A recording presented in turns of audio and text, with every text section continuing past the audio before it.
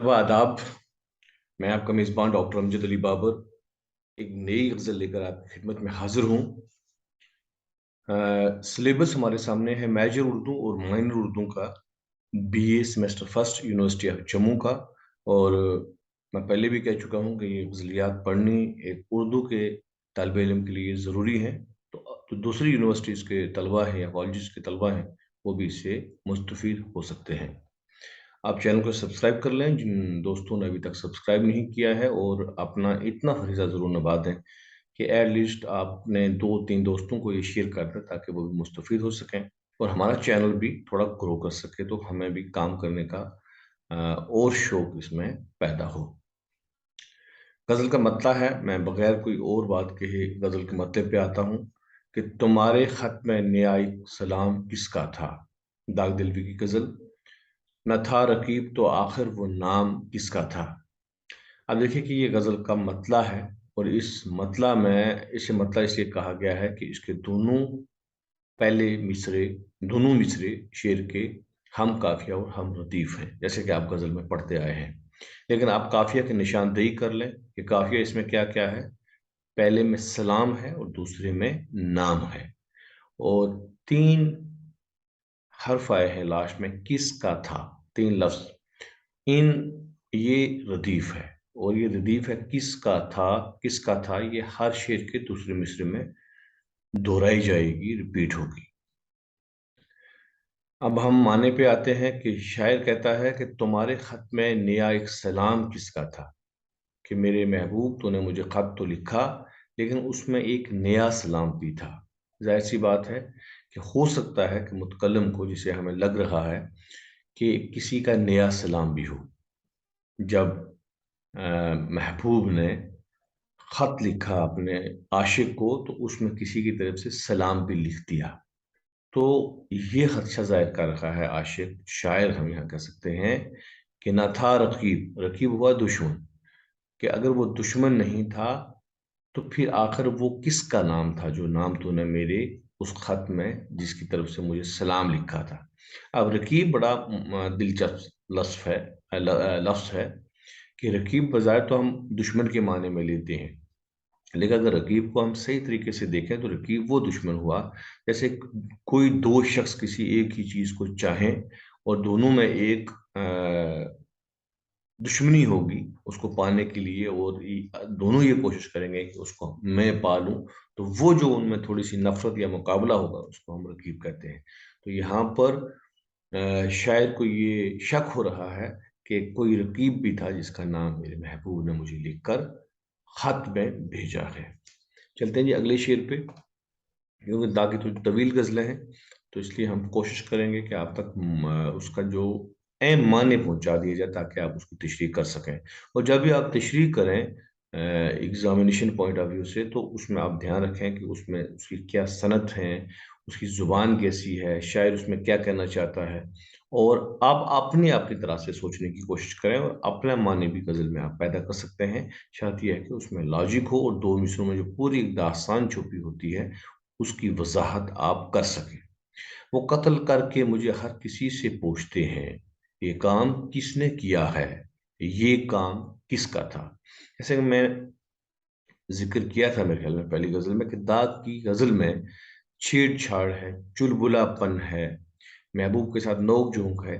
तो आप देखेंगे जब हम दाग के ऊपर मुकम्मल एक सेशन करेंगे तो उसमें ये चीज़ें सामने आएंगी कि वो कहता है, शायर कहता है, दाग कहते हैं कि वो कत्ल करके मुझे तो उन्होंने कत्ल कर दिया और अब सब से पूछते हैं। अब कत्ल कर दिया से मुराद ये है कि मुझे उन्होंने मार दिया, तबाह कर दिया, मेरा नुकसान कर दिया, और फिर दूसरे मिसरे में उसको बात को आगे बढ़ा रहे हैं और वो बाकियों से पूछ रहे हैं कत्ल करके। यानी यहाँ महबूब की होशियारी, चालाकी, चुलबुलापन, उसको दाग छेड़ रहे हैं, और सबको वो ये पूछते हैं कि ये काम किसने किया है, ये काम किसका था, ये काम यानी कि दाग का कत्ल यानी आशिक का कत्ल किसने किया है, और ये काम किसको करना चाहिए था। तो इस मिसरे में मैं निशानदेही कर दूं कि काम जो है वो काफिया है, और ये काम यानी काम काम दो बार आया है। तो इससे भी शेर में माने पैदा हुए हैं। जब आप तशरीह करें तो इन बातों का ध्यान रखें, यानी ये काम करना किसने चाहिए था, اور یہ کام کس نے کیا. تو اس شعر میں خوبصورتی یہ بھی ہے کہ محبوب یہ کہتا ہے بھائی یہ کام کس کا تھا، یعنی یہ قتل تو میں نے کرنا تھا لیکن یہ قتل کسی نے اور نے کر دیا، اور قتل کیا بھی اسی نے ہے اور جان بوجھ کے انجان بننے کی کوشش کر رہا ہے. اس میں ایک صنعت ہوتی ہے، صنعت تجائل عارفانہ، اس میں جان بوجھ کر جو ہے انجان بنا جاتا ہے. تو اس کا بھی آپ ذکر کر سکتے ہیں. اگر ایسے دیکھیے کہ وفا کریں گے نبھائیں گے بات مانیں گے، تمہیں بھی یاد ہے کچھ یہ کلام کس کا تھا. کلام ہوا کچھ کہنا، کوئی بات کہنی، کوئی شاعری کرنی، یہ سب کلام کے زمرے میں آتا ہے. آپ پہلے مصرے میں دیکھیے کہ جب کسی میں محبت ہو جائے، ہم یوں کہہ سکتے ہیں، تو ہر کوئی یہ کہتا ہے کہ ہم وعدہ نبھائیں گے، ہم کبھی آپ کو چھوڑیں گے نہیں زندگی بھر. تو شاعر اسی طرح اشارہ کر رہا ہے کہ وفا کریں گے نبھائیں گے بات مانیں گے. کہ آپ کہہ رہے تھے، کبھی آپ نے کہا تھا کہ ہم آپ کے ساتھ وفا کریں گے، کبھی بھی بے وفائی نہیں کریں گے، ہر رشتہ نبھائیں گے، آپ کی ہر بات مانیں گے. لیکن اب تو آپ ایسا نہیں کرتے، کیونکہ دوسرے مصرے میں استفامیہ ہے. تشریح کرتے وقت اس چیز کا دھیان رکھیے گا. استفامیہ کو، جس کو آپ انگلش میں انٹروگیٹو سینٹینس کہتے ہیں، کس کا تھا. اور شاید پوچھ رہا ہے کہ تمہیں بھی یاد ہے، پہلے تو آپ بڑی بڑی باتیں کرتے تھے لیکن اب شاید نے یہ حسن پیدا کیا ہے کہ اب اتنی بات یاد بھی ہے کہ کبھی آپ نے یہ باتیں مجھے کہی تھی، یہ کلام کبھی آپ نے مجھ سے کس نے کیا تھا، یعنی آپ نے ایسے ہی الفاظ مجھ سے کیے تھے. اور لفظ کس نے بھی اس میں بڑی دلچسپی پیدا کی ہے. یہ جو ردیف ہے وہ بڑی کمال کی نبی ہے. تو یہ شاعری کا حسن ہوتا ہے کہ شاعر ردیف کو کتنے اچھے طریقے سے نبھائے. ہر شاعر کوشش کرتا ہے کہ قافیہ اچھا نبھے، اور قافیہ شاعر اچھا نبھاتے ہیں تبھی شاعر کہلاتے ہیں. لیکن بڑا شاعر بننے کے لیے میں یہ کہوں گا کہ ردیف نبھانی جو ہے وہ ایک کمال فن ہے. اگلا شعر دیکھیے کہ رہا نہ دل میں وہ بے درد اور درد رہا، مقیم کون ہوا ہے مقام کس کا تھا. رہا نہ دل میں وہ بے درد، وہ بے درد یعنی وہ میرا محبوب بے درد جس کو میرا درد نہیں ہے، اور وہ میرے دل میں نہیں رہا، اور اب میرے دل میں صرف درد باقی رہ گیا ہے. اور دوسرے مصرے میں کہتے ہیں مقیم کون ہوا ہے، یعنی مقیم ہوتا ہے رہنے والا، جو مکان میں رہتا ہے، کہ جو قیام کرتا ہے وہاں پر. کہ مقیم کون ہوا یعنی میرے دل میں مقیم کون ہوا. تو اوپر والے مصرے میں ظاہر کیا ہے کہ درد میرے دل میں اب ہے، کہ اب میرے دل میں درد ہے. اور یہ مقام کس کا تھا، یہ مقام تو میرے محبوب کا تھا، جس کو شاعر نے اوپر والے مصرے میں، مصرع اول میں بے درد کہا ہے. کہ وہ بے درد تو میرے دل میں نہیں رہا، وہ بے درد تو میرے دل سے نکل گیا اور میرے دل میں صرف درد چھوڑ گیا. اور میرے دل میں میرے محبوب کو ہونا چاہیے تھا، جو نہیں رہا، اور اب صرف میرے دل میں ایک درد ہے. اگلا شعر دیکھیے کہ نہ پوچھ گچھ تھی کسی کی وہاں، نہ آؤ بھگت، تمہاری بزم میں کل اہتمام کس کا تھا. اب دیکھیے اس میں بالکل ایک نازک معاملہ، روزمرہ زندگی میں اگر ہم دیکھیں تو یہ چیزیں ہوتی رہتی ہیں. کہ شاعر کہتا ہے آؤ بھگت ہوا کسی کا ویلکم کرنا، کسی کو خوش آمدید کہنا، پوچھ گچھ کے اس کو اچھے طریقے سے پوچھ تچھ کرنا. کہ اگر کسی نے کوئی محفل، کوئی انجمن، کوئی فنکشن کوئی کر رہا ہے، تو جو مہمانان وہاں پر آتے ہیں تو ان کو پوچھ ہوتی ہے، ان کو آؤ بھگت کی جاتی ہے، ان کو بٹھایا جاتا ہے، ان کی جو ہے مہمانداری کی جاتی ہے. تو لیکن یہاں پر شاعر کو یہ شک ہے کہ آپ نے جو محفل سجائی، جو انجمن سجائی، وہاں پر کوئی پوچھ گچھ کسی کی نہیں تھی، کسی آنے والے مہمان کی طرف دھیان نہیں تھا، کسی کی آؤ بھگت نہیں تھی. اب شاید دوسرے مصرے میں پھر سوال پوچھتا ہے کہ تمہاری بزم میں کل اہتمام کس کا تھا، کہ یہ کس کے لیے آپ نے اہتمام کیا ہوا تھا. لگتا ہے شاعر کو کہ کسی خاص بندے کے لیے اہتمام تھا، اور اس شخص کے ساتھ آؤ بھگت بھی ہوئی ہوگی، اس کی پوچھ گچھ بھی ہوئی ہوگی، تو باقیوں کو وہاں پہنچنے والا کوئی بھی نہیں تھا. اگلا شعر دیکھیے جی کہ تمام بزم جسے سن کے رہ گئی مشتاق، کہو وہ تذکرہ ناتمام کس کا تھا. ناتمام یعنی کل، جس پہ ختم ہو جائے سب کچھ، اس کے بعد کچھ نہ ہو. مشتاق یعنی عاشق بن گئی، پہلے مصرے میں آیا ہے. بزم بولتے ہیں محفل کو. کہ شاعر کہتا ہے تمام بزم جس سے سن کے رہ گئی مشتاق، کہ وہ تمام بزم نے جو بات سنی اور اس کے بعد سن کے وہ مشتاق رہ گئے، انہیں عشق ہو گیا اور ان کی چاہت بڑھ گئی کہ بھائی ہم بھی سنیں کہ یہ کس کے حوالے سے ذکر کیا جا رہا ہے۔ اور دوسرے مصرے میں پھر استفہامیہ ہے، جب بھی اس غزل کا شعر کہیں پر آ جائے تو یہ آپ ذکر کریں گے کہ استفہامیہ ہے، اور شاعری میں جب شاعر استفہام پیدا کرتا ہے، جب سوال پوچھنے کا ماحول بناتا ہے، تو وہ شاعری کا حسن کہلاتا ہے۔ کہو وہ تذکرہ ناتمام کس کا تھا؟ اب شاعر محبوب سے پوچھ رہا ہے کہ بتاؤ کہ وہ تذکرہ یعنی وہ ذکر جو تھا، وہ جس کے بعد کوئی ذکر اور ہو ہی نہیں سکتا، وہ آپ کس کے لیے کر رہے تھے؟ ہمارے خط کے تو پرزے کیے پڑا بھی نہیں، سنا جو تو نے بادل وہ پیام کس کا تھا؟ پیام ہوتا ہے پیغام، کوئی سندیشہ، کوئی میسج، اس وقت خطوط میں ہوتا تھا۔ بادل یعنی بالکل بے دل، سنا جو تو نے بے دل، کہ تو نے بے دل ہو کے بات سنی، مطلب اس کو تو آپ نے دل لگا کے نہیں سنی۔ اب کیا تھا کہ خط لے کے عاشق کا معشوق کے پاس کوئی پہنچا، تو اس نے خط کے پرزے پرزے کر دیے، پھاڑ دیا، اور بالکل نہیں پڑھا۔ تو یہاں پر عاشق یہ کہنا چاہتا ہے کہ سنا جو تو نے بے دل وہ پیام کس کا تھا، کہ جو تو نے بالکل بے دل ہو کے پیام سنا، وہ تم جانتے ہو کہ وہ پیام کس کا تھا، وہ آپ کے ایک سچے عاشق کا تھا، وہ ایک ایماندار عاشق کا تھا، اور بڑے دل کے درد سے آپ کو پیام بھیجا تھا، لیکن آپ نے نہیں سنا۔ اٹھائی کیوں نہ قیامت عدو کے کوچے میں، لحاظ لحاظ آپ کو وقت حرام کس کا تھا؟ وقت حرام، حرام بولتے ہیں چال کو، چلنے کے وقت، کہ آپ نے عدو بولتے ہیں دشمن کو، کہ اٹھائی کیوں نہ قیامت عدو کے کوچے میں، لحاظ آپ کو وقت حرام کس کا تھا؟ کہ عدو کے کوچے میں، دشمن کے کوچے میں آپ نے قیامت کیوں نہیں اٹھائی؟ قیامت کیوں نہیں اٹھائی سے مطلب شور برپا کیوں نہیں کیا، کوئی ایسا فساد کیوں نہیں کیا؟ اور یہاں پر بھی ایک نیا پہلو نکال لیا ہے کہ شاید محبوب خاموش ہو کے وہاں سے نکل گیا، اور عاشق کو یہ خدشہ تھا کہ یہ شور کرے گا، کچھ ہنگامہ برپا کرے گا، قیامت کرے گا۔ تو شاعر نے یہ پوچھ لیا کہ بتاؤ کہ اس وقت جب وہاں سے آپ گئے، وہاں سے آپ چل کے جا رہے تھے، تو اس وقت آپ کو کس کا لحاظ آ گیا تھا؟ یہ ہے جی۔ گزر گیا وہ زمانہ کہوں تو کس سے کہوں، خیال دل کو میری صبح و شام کس کا تھا؟ اب کبھی کبھی یہ بھی ہوتا ہے کہ انسان جب کسی سے محبت کرتا ہے، کسی کو چاہتا ہے، تو اس کا خیال صبح و شام انسان کے دل و ذہن میں رہتا ہے۔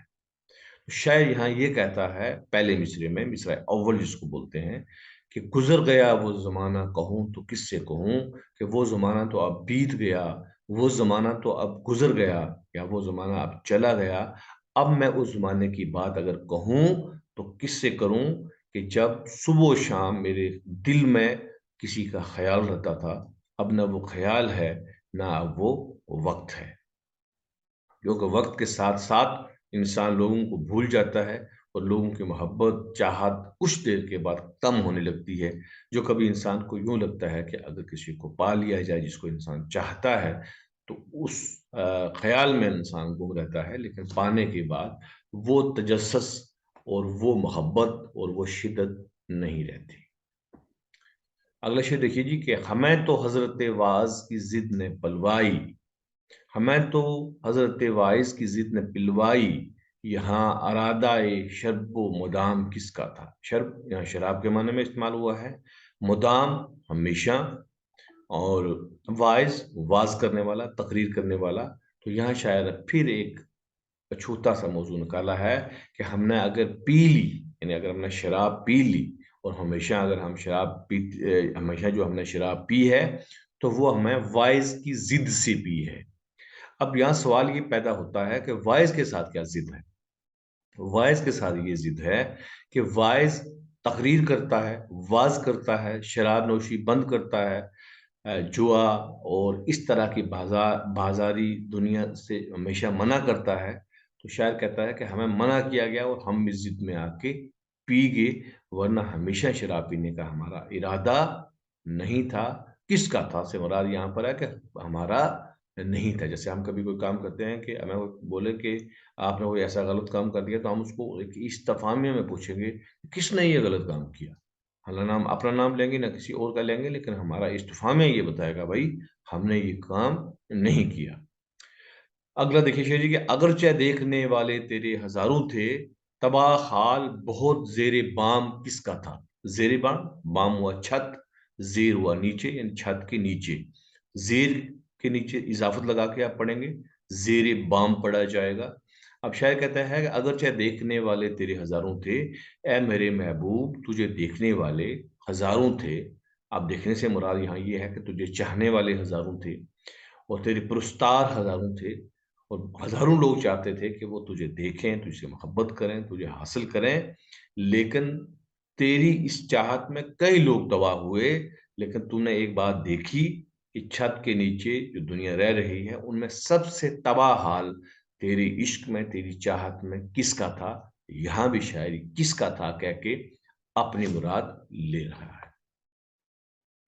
یا ہم یہ بھی کہہ سکتے ہیں کس کا تھا سے مراد ہے کہ تو جانتا ہے کہ وہ کون تھا جو سب سے زیادہ تباہ حال تھا، تجھے تو پتہ ہی نہیں ہے، تو یہ کہتا ہے کہ شاید سب تیرے پہ مر رہے تھے۔ نہیں، سب ایسا نہیں کر رہے تھے، کوئی خاص تھا جو ایسا کر رہا تھا۔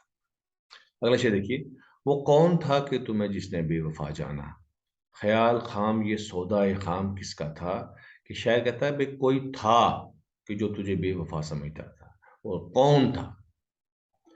یہاں بھی سوال پیدا کیا ہے کہ پہلے مصرے میں کہ وہ کون تھا جس نے تمہیں بے وفا جانا، خیال خام، خیال خام یعنی خالی خیال، خام ہوتا ہے خالی، خیال خام یہ سودائے خام، سودائے خام کہ یہ خالی سودا، یہ خالی سوچ کس کی تھی کہ جو تمہیں بے وفا سمجھتے تھے؟ حقیقت میں یہاں شاعر تھوڑا سا معشوق کی طرفداری کرتا نظر آتا ہے کہ حقیقت میں تو بے وفا نہیں تھا، تجھے ایسے ہی کسی نے بے وفا سمجھ لیا، تمہیں چاہنے والی دنیا تھی۔ اب تجھے دنیا چاہنے والی تھی تو ہر کسی کو تو نہیں چاہ سکتا، تیری تو اپنی مجبوری تھی، تو یہ کسی کا خام خیال تھا جس نے تجھے بے وفا سمجھ لیا۔ اگلا شعر دیکھیے، انہی صفات سے ہوتا ہے آدمی مشہور، جو لطف عام وہ کرتے یہ نام کس کا تھا؟ کہ انہی صفات سے، صفات جو انسان کی صفات ہوتی ہیں، اس کی خصوصیات ہوتی ہیں، شاید کہتا ہے کہ انہی خاص صفات کی وجہ سے انسان دنیا میں مشہور ہو جاتا ہے اور اس کا نام زندہ رہ جاتا ہے۔ جو لطف عام کرتے یعنی کوئی اگر عام سی بات کی جاتی، کچھ عام سا امر، عام سا کام کیا جاتا تو پھر نام نہیں بن سکتا۔ کہ لطف عام وہ کرتے، اگر میرا محبوب کوئی لطف عام کر دیتا، کوئی عام سی بات کر دیتا، اگر میں اس کو ملنا چاہتا تھا تو وہ مجھ سے ملاقات کر لیتا، تو پھر وہ عام سی بات تھی، کون اس کو یاد رکھتا؟ تو خاص بات کرنے والوں کو، خاص کام کرنے والوں کو لوگ یاد رکھتے ہیں۔